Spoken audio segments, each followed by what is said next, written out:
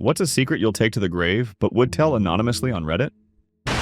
My mom confided that she had an affair with her mom's second husband. They planned to start a life together, but he died first. Geez, Mom, you couldn't find anybody else? I bet Grandma found out and nipped that right in the bud. Right? I'm curious about everyone's age at the time. My biological grandpa was a war criminal. A school teacher in Japanese-occupied Korea during World War II, he forced his students to become kamikaze pilots. Some survived the war and formed a lynch mob to hang him. Grandpa hid in the mountains and came back a year later as a dedicated communist guerrilla, executing those former students, claiming they were colonial sympathizers, and many more.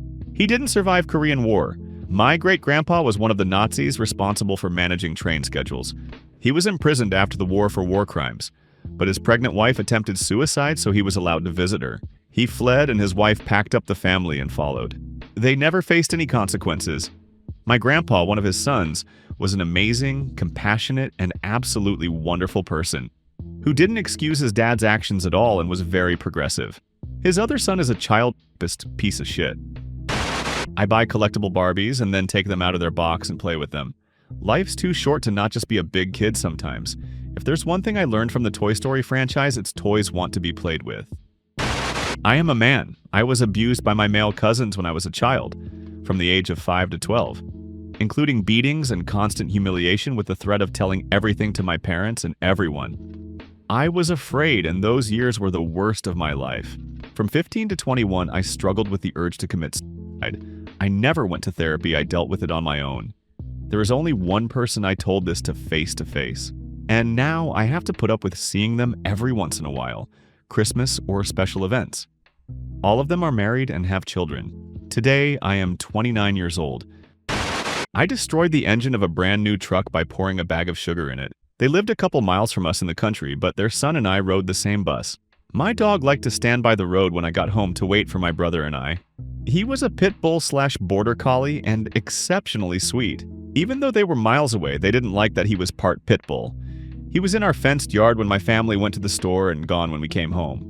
He limped home 3 days later, and it was clear he had been run over by an ATV because the tracks were clear on his little flank. His leg was broken and twisted, and he was in so much pain. We didn't have the money to get him fixed up, so he had to be put to sleep.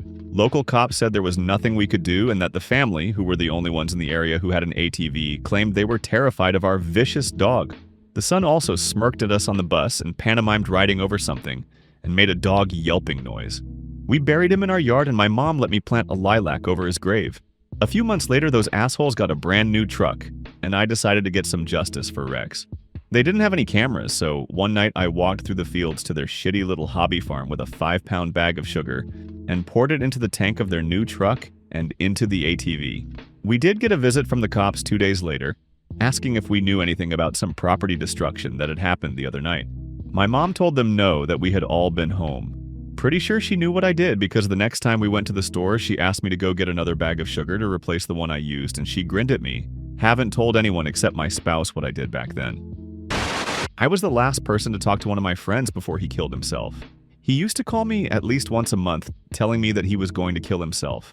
I'd always drop everything to go help him, but I started to realize he would always call me whenever I was doing something with other friends. I thought that maybe he was only doing it for attention, so I tested him. I posted on Facebook that I was going paintballing with some friends, put a few posts up which only he could see where I put updates through the day. After the third update, he called. I told him that I was expecting his call and that I didn't believe he was serious. We had an argument and then I hung up on him. A couple of weeks later, I went to another friend's for his birthday. We'd had a chat on Facebook comments where I said I had my train tickets so would be there for a specific time. Just after I got off the train and met up with this friend, the super guy called me, telling me that this time he was really going to do it.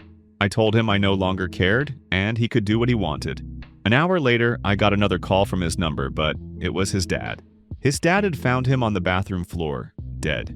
A lot of people know my friend killed himself, but only his dad and the police knew that I was the last person to talk to him. His dad died last year. His dad had always told me that he never blamed me for his son's death, but he also sometimes wished that his son had called someone else that night.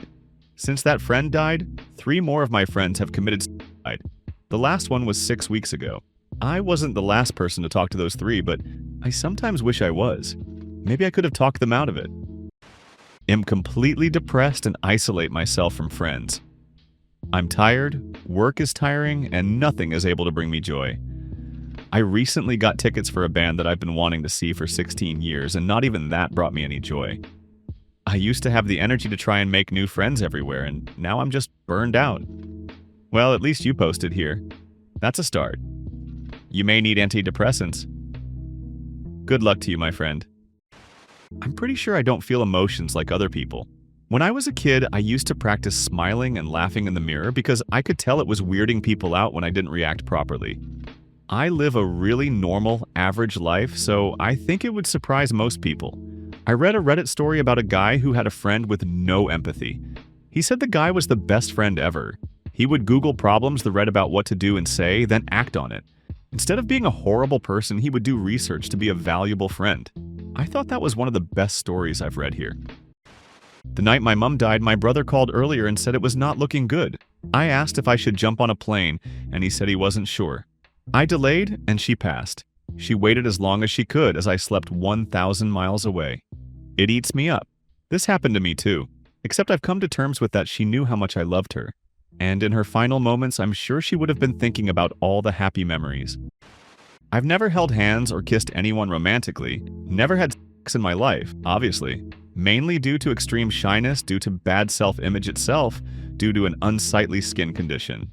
The loneliness led to very dark places, but I never crossed that line, but think about it daily as I get older. I'm a 51-year-old guy. Edit. I truly appreciate everyone's comments. That you took the time to comment means more to me than you know. I know about surrogacy and obviously sex workers. I thought about heading to Amsterdam to try something, but it didn't pan out. Neither did therapy. I wish I could properly explain how debilitating this shyness is. It stops me in my tracks. While my skin condition is permanent, I have been on a weight loss journey, and I'm down from my high of 225 to about 160. I feel great and have even completed half marathons, but the shyness is crushing. I can't explain it. Thank you again to all who commented. It warmed my heart. I only love my dog. Thanks for watching. Comment down below on what's a secret you'll take to the grave, but would tell anonymously.